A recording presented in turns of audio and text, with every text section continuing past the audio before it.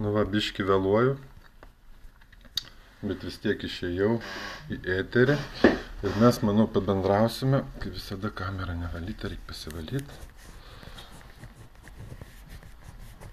Tai pradėsim pokalbį. Šiandien pokalbis, manau, daug kam įdomus. Penkios klaidos peršalus ir kaip jų išvengti. Iš tiesų, aš manau, aktuali tema, ypač tokių metų laikų kaip dabar. Nors aš vėluoju, bet turiu mažai kas dar prisijungia.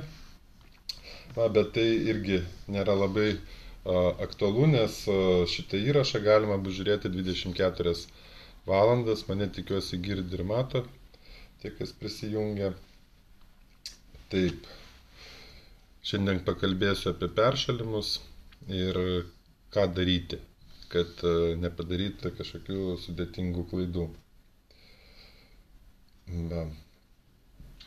Dar laukiam, kas pasijungs. Jeigu nepasijungs, galės pasižiūrėti vėliau. Dėka periskopo tai galima padaryti tada, kada yra patogu. Nebūtina tą daryti iš karto. Taip, dar tą kamerą biškį gal pakelsiu kažkokiu būdu, kad būtų patogiau. Ar geriau, kaip čia pasakyti. Taip. Pažiūrėsim, kaip dabar. Gal dabar ir geriau. Taigi, 5 klaidos darant peršalimus, mūsų pusrutulyje ir Europoje žiema, galima sakyti 4 jau žiemos diena. Ir peršalimai tai iš tiesų toks dalykas, kuris mus persekioja šiuo metų laiku. Aišku, galima peršalti ir vasarą. Manau, daugam yra tai buvę. Mano vardas Arturas, kas nemato, ten, jeigu norėsit pasidomėti, yra mano nuoroda į About Me puslapį, kur galima rasti kitas nuorodas į tai, ko aš užsiimu. Užsiimu sveikata ir sėkme ir šiandien norėjau pasidalinti sveikata yra toks dalykas, be kurio praktiškai nei sėkmė, nei turtai, nei grožis, ir visa kita praranda prasme. Tai sveikata yra vienas iš pagrindinių dalykų. Ir būtent peršalimai tai yra tai, kas mus persekioja šiuo metu laiku. Jeigu jūs žiūrite per šitą įrašą per telefoną, tai jūs galite pabraukę pirštu į viršų, rašyti savo komentarus, kažką komentuoti, galite užduoti klausimus. Taip pat, jeigu žiūrite telefonu, tai galite tiesiog išreikšti savo pritarimą, baksteldami per ekraną ir pasirodė širdutė. Tai yra tos širdutės, tai yra įvertinimas. Taigi laukiu jūsų širdučių ir jūsų klausimų. Ir tada mes pradėsim iš eilės. Šitą informaciją, kurią aš dalinuosi, jinai reikalinga kam? Tam, kad, aišku, neprisižaisti, tai yra nesusirgti rimčiau ir ilgiau. Tai būtent, kad jeigu jau pasigavom kažkokią peršalimą, tai kad per trumpą laiką mes jo atsikratytume. Taip pat, kad nesusirgtume rimtai ir nereikėtų savo laiko, kurį galim skirti ten darbui, kūrybai, praleisti ten lovoje arba sergant. Taip, lygiai taip pat, jeigu turime vaikų, tai jeigu vaikai serga, tai reiškia, kad mes irgi būsim pririšti prie namų. Vėlgi negalėsim nei dirbti, nei kurti. Taigi šitą informaciją padės sutaupyti laiko, patiems nesusirgti. Trečias dalykas, neapsinuodyti. Daug žmonių vartoja įvairius cheminius preparatus tam, kad pasisveikatinti, taip sakant, ir kažkokius simptomus panaikinti, bet po to žmogus serga vietoj to, kad ten keletą dienų, tai serga ilgai ir nuobodžiai ir atsitinka įvairios komplikacijos. Tai kad šito visko išvengti, reikalinga, manau, šitą informaciją. Nes dažnai tenka bendrauti su žmonėm ir jie sako, kad būčiau girdėjęs šitą informaciją anksčiau. Aišku, smagu, kad žmogus domisi, bet kaip aš sakau, žinios yra tas dalykas, kuris leidžia apsisaugoti nuo nereikalingų kažkokių situacijų. Ir kokios kitos klaidos, kurias mes darome, kai ateina tas peršalimas? Neteina, kai pasigaunam patys dėl kažkokių tai savo nežinojimo, taip sakant. Tai pirma ir pagrindinė klaida, tai yra delsimas, tai yra pasirodo pirmi kažkokie peršalimo požymiai, va kokie tai požymiai. Tai yra, kėdę pasitaisysiu, iškart geriau. Pasirodo pirmi požymiai.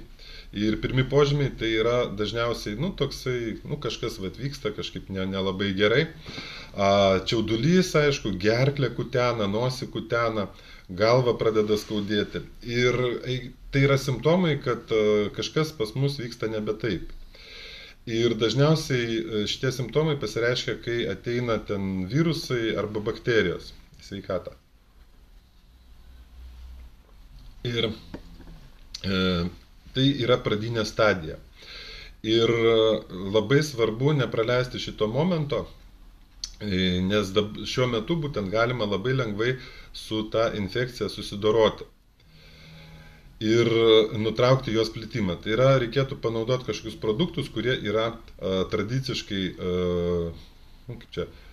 stabdantis peršalimą. Tai, pavyzdžiui, aš nevardinsiu ten produktų, su kuriais aš dirbu, bet iš principo tai vitaminas C, česnakas, kiti tokie panašus produktai, vitaminai, mineralai irgi padeda, nes jie padeda įsiskirti energijai reikalingai imunitetui. Tai yra, reikia pastiprinti smūgiškai imunitetą. Ir kodėl tai svarbu? Todėl, kad virusai ir bakterijos dauginasi labai greitai. Tai yra bakterijos, po 5 minučių mes jų turėsim 4-5 tūkstančius tų bakterijų. Galit patys pasiskaičiuoti, kiek turėsim po valandos. Jeigu jos dauginasi geometrinė progresija, tai yra vietoj 1-2, vietoj 2-4 ir taip toliau. Ir būtent dėl to reikėtų nelaukti, ten ne vėliau kažkada tai, o iš karto pulti ir daryti kažką, kad tą peršalimui neleisti užsiveisti. Jeigu tai yra virusas, tai virusas nesidaugina pats. Jisai programuoja mūsų ląsteles ir mūsų ląstelės jį pradeda gaminti. Inkubacinis periodas dažniausiai yra 6 valandos, po 6 valandų tai yra kosminė invazija. Prasideda viruso plitimas po visą organizmą ir tada kovot bus daug sunkiau. Taigi pirmas dalykas tai yra stiprinti imunitetą ir blokuoti viruso dauginimąsi tais būdais, kuriuos jūs žinot. Jeigu nežinot, tai draugaukime ir sužinosite. Draugaut galima įvairiai, galite prisijungti per mano nuorodą ir pamatysite. Antras dalykas klaida, tai yra slogos ir kosulio slopinimas. Kodėl blogai slopinti? Man buvo toks atvejis, kai reikėjo dalyvauti konferencijoje ir buvo sloga.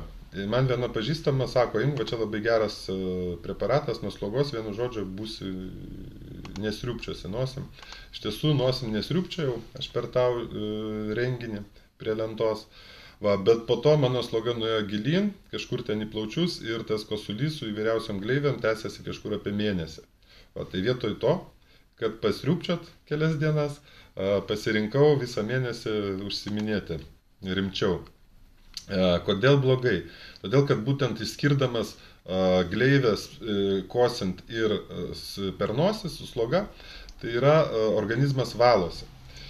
Ir jis valosi būtent per kvėpavimo takus ir tai yra praktiškai vienintelė apsauginė organizmo reakcija šitam lygmenį.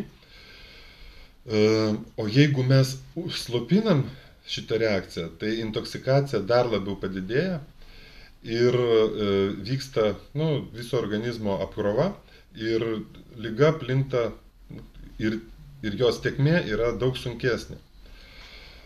Ir dėl to reikėtų atvirkščiai nukreipti visas pastangas, kad tos gleivės suskystėtų, kad kosulys taptų šlapias, kad sloga taptų gausesnė, taip pasakysim, ir pagreitintume bei palengvintume apykaitos produktų ir toksinų šalinimą iš organizmo, o ne palikti jį viduj. Tai vėlgi šitoje vietoje, kas yra svarbu, tai yra augalų, kurie skystina gleivės, taip, saldymedis tenai, serbento lapai. Taip pat reikėtų gerti pakankamą kiekį vandens, nes be vandens nieks nesusiskystės. Nesvarbu, ką jūs valgysit ar gersit iš principo, bet jeigu nėra organizme vandens, tai kaip gali visą tai suskystėti. Jeigu ačiū už širdelę, sveiki, kas prisijungėt, pasakysiu, kad savo komentarus galite rašyti apačioj. Ir спасибо, Алекс, за 2 сердечка. Но наше заняття на литовском языке, taigi tęsiu toliau, čia draugai matyt pasirodė. Привет, рад видеть. И мы сегодня говорим о простудах. Но я говорю на литовском языке, так что извините. Если что, переводчика наймите. Draugai iš Baltarusijos, vienu žodžiu, ir smagu matyti. Vis tik tai internetas labai apjungia žmonės, apjungia žmonės ir galima bendrauti, be kažkokių ribų. Aišku, kalbos barjeras dar yra, bet iš principo internetas turi, kaip kiekviena lazda turi gerą ir blogą galą, galima taip sakyti. Tai vienas iš geresnių, tai kad žmonės iš tiesų jungiasi pagal, be sienų, nesvarbu, kur mes gyvenam, mes galim susijungti. Greitai būsim džiunglėse ir galėsim bendrauti internetu arba kažkokiom kitom priemonėm be jokių ribų. Taigi grįžtam prie mūsų klaidų. Pirma klaida – delsimas, tai yra laiku nespėjom. Antra klaida – slogos ir kosulio slopinimas. Ir trečia klaida – jeigu jūs atsimenat, kai mes būnam maži vaikai, tai kai mes susergam, tai mus tėvai, ypač mamos, visą laiką maitina. Pavalgyk, būsi stipresnis, greičiau pasveiksi. Deja, tai vėlgi yra klaida. Klaida iš tos pusės, kad jeigu mes vartosim gyvulinį maistą, cukrų, kažkokių angliavandenių daug turinčių produktų, tai mes savo darom meškos paslaugą, nes nuo šitų produktų mūsų, nuo gyvulinių baltymų ir cukraus, angliavandenių taip pat, mūsų kraujas darosi klampesnis. Tai yra tam klampiam kraujyje, imunitetas dirba daug sudėtingiau, nes mūsų imunitetas tai yra ląstelės, kurios plaukioja kraujyje. Yra internete ir pas mane Facebooko paskyroje irgi turėtų būti filmukas apie imunitetą, ten labai gerai matosi, kaip leukocitas gainiojasi paskui bakteriją, ją pagauna ir ją, vienu žodžiu, ištirpdo. Tai tam, kad jisai galėtų gaudytis ir tirdyti, mūsų kraujas turi būti skystas. Dėl to reikėtų gerti vandenį, o ne valgyti maistą. Ir tokiu būdu, jeigu kraujas bus skystas, tai pagreitės mūsų visi apykaitos produktai, imunitetas dirbs daug geriau. Ir čia paminėsiu, kad svarbu gerti vandenį ir tada, kada dar mes nesergam. Kodėl? Todėl, kad jeigu iš principo organizme kraujas yra skystas pakankamai, taip, daug vandens, taip pasakysiu, tai turim šansą, net ir nesusirgti, ne tik, kad susirgti ir ten po to gydytis. O jau susirgus, aišku, be viso kito reikėtų mažinti maisto produktų kiekį ir didinti išgeriamo vandens kiekį. O vanduo, aišku, geriausia, kad būtų šarminis, nes tai turi įtakos ir ketvirtai klaidai, tai yra temperatūros numušimų. Jeigu temperatūra yra neaukštesnė kaip 38, tai jos nereikėtų mušti. Net jeigu ir 38, kažkiek galima pabūti ir su ją. Kodėl? Todėl, kad aukštesniai temperatūroje ir šarminiai terpiai dirba mūsų imunitetas. Ir jeigu mes temperatūrą mažinam kažkokiom tai priemonėm, ten vaistais ar dar kažko tai, tai imunitetas neturi šansų dirbti greitai. Pažiūrėkit, jeigu kartais būna ir vasarą susirgama. Taip, pavyzdžiui, perputė ausies uždegimas, ten gerklės uždegimas ir taip toliau. Dažniausiai prasideda nuo ko? Ausis, tai važiavo mašina, pūtė vėjelis vasarinis. Toj vietoj mūsų temperatūra, nepamirškim, yra 36 ir 6. Jeigu mes užšaldom, tai toj vietoj mūsų temperatūra nukrenta ir imunitetas nedirba. Tai yra mes užšaldom imunitetą, valgom ledų, užšaldom gerkliai, irgi dirbantį imunitetą. Ir tos infekcijos turi galimybę išplisti, pasidauginti ir daryti savo tą ardančią veiklą. Žiūrim, kas čia dar rašo. Va, tai yra apsauginė reakcija, organizmo yra neutralizuojama, galima taip sakyti. Va, dėl to mes turim sukurti sąlygas termoreguliacijai. Ir kaip minimum kas valandą gerti po pusę stiklinės šarminio vandens. Kur gauti šarminį vandenį, pasidomėkite. Va, aš čia nereklamuosiu. Jeigu kam įdomu, kokį aš geriu, tai gali pasižiūrėti irgi mano nuorodose. Va, tai 4 žingsniai. Pakartosiu. Nereaguoti iš karto. Tai yra, gal praeis tas šiaudulys. Slogos ir kosulio slopinimas. Gyvulinio maisto ir produktų su cukrumi vartojimas ir 4 temperatūros numušimas, jeigu jinai ne aukštesnė negu 38. Va, ir šitoj vietoje truputį staptelsiu ir atkreipsiu dėmesį, prisiminkite, kaip serga šunys, katės, visi kiti gyvūnai. Dažniausiai jie serga taip, nieko nevalgo, slepiasi į tamsiausią kampą, susisuka į kamuoliuką ir miega. Ir geria daug vandens. Pertraukos tarp miegų yra skirtos vandeniu. Jūs patys galite pabandyti, ta prasme, sirgti reikia ne su televizorium, ne su knyga, ne su telefonu rankose, o tiesiog gerti šiltą, į karštesnę pusę apie 40 laipsnių šarminį vandenį ir miegoti. Ir jūsų liga pati greit pasitrauks. Kodėl? Todėl, kad organizmas mūsų yra protingas, jisai sveiksta, jisai įjungia sveikimo mechanizmus pats, tik reikia jam netrukdyti, galim tik padėti. Tai yra naudodami kažkokius gamtinius produktus, gyvą vandenį, mes galim jam padėti, sukurdami sąlygas, kad jis pats tą padarytų.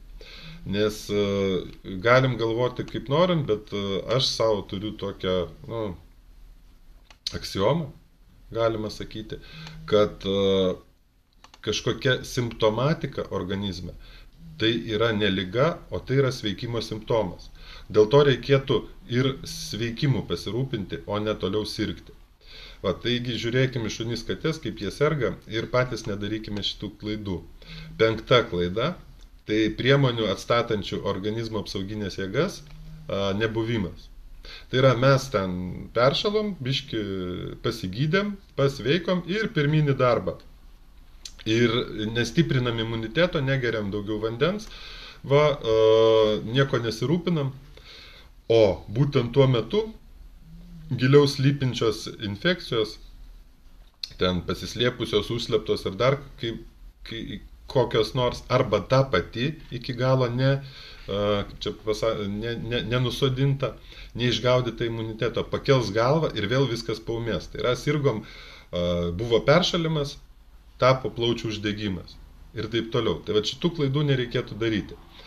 Todėl, kad pasekmės bus daug, vienu žodžiu, skausmingesnės. Ir vis tik tai, aišku, nereikia pamiršti ir medicinos pagalbos, aišku, irgi reikėtų kreiptis. Bet kreiptis tokiais atvejais, jeigu, pavyzdžiui, temperatūra aukštesnė virš 38,3, laikosi ilgesnį laiką, jeigu jinai yra lydima ten drebulio, kosulio, su kažkokiom ten tirštom gleivėm, tai reiškia, kad mes jau uždelsam ir reikėtų imtis pagalbos jau ne pačiam, o kreiptis į medikus. Jeigu yra kažkoks aštrus skausmas krūtiniai giliai įkvėpus, jeigu simptomai peršalimo nepraeina 7 dienas, jeigu karščiavimas didesnis negu 39, jeigu kraujai pasirodo gleivėse. Ir Nu, vienu žodžiu, reikia turėti galvą. Nes jeigu yra kažkokie aštresni pasireiškimai, reiškia, mes jau kažkur praleidom ir viskas pablogėjo. Bet visais kitais atvejais, pačioj pradžioj, mes tikrai galim pasirūpinti patys. Todėl reikėtų nevartoti ten kažkokias karščiavimą, slogą, kosulį slopinančias priemonės, o kaip tik, kad greičiau išeitų. Nes, kaip minėjau, šitie visi simptomai reiškia, kad organizme yra invazija. Ir organizmas bando pašalinti, sudeginti arba iščiaudėti, iškosėti. Tai tiek, tada šita trumpa tema. Galim sakyti trumpa, šiandien trumpa, nes, kaip čia, galima šitą temą kalbėti ilgai ir daug, bet mes ją vis tiek trumpinkim. Jeigu kils kažkokių klausimų, norėsit sužinoti daugiau, galit man rašyti. Jeigu rasite mano e-mailą, galit parašyti, aš jums atsiųsiu, kiekvienam parašusiam atsiųsiu santrauką, arba ir visą tekstą galiu atsiųsti 5 klaidos, kurias darome gydydami peršalimus ir kaip jų išvengti. Sekit mane Periskope, Twitter'e, kitose tinkluose ir sužinosit apie kitas mano transliacijas. Aš jas darau maždaug kas 2 dienas, darau rytinių laikų, man rytinis yra darbingesnis laikas, tai yra 10 valandą. Galbūt ir anksčiau bandysiu daryti. Periskope įrašas lieka 24 valandas, taip kad nepergyvenkite, jeigu nespėjat, galit pasižiūrėti kitų metų. Dar pas mus čia kai kas pasijungia, bet daug pasijungiančių žmonių kartais užeina dėl to, kad, šiaip užeina pasižiūrėti. Dėl to, kad periskopas atviras visiems ir puikus įrankis dalinti savo žiniomis. Kitą kartą dar kol kas nežinau, apie ką kalbėsiu. Dar kartą pakartosiu, jeigu kas ten žiūrėsit telefonu, tai įrašą galima atsisukti. Jo, vardai nepažįstami, tai įtariu, kad čia visi nelietuvių kalba kalbantis. O šiandien tada aš savo transliaciją baigiu. Būkite, vienu žodžiu, sveiki ir turtingi. Ir iki kitų susitikimų. Visiems sėkmės.